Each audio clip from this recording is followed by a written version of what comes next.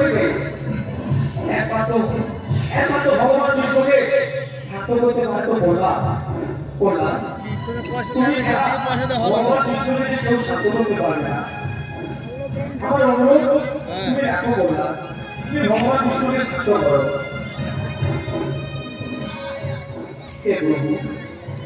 আপনি শান্ত হন, আপনি উত্তেজিত হয়ে এখানে সমস্ত দর্শক মন্ডলীরা ভয় পেয়ে যাচ্ছে। আপনি তো ভগবান বিষ্ণু, এত রাগ আপনাকে করা উচিত নয়। আপনি শান্ত হন, বলে বলুন আপনি শান্ত হন। কি দিয়ে বুঝিব ভগবান তোমারে,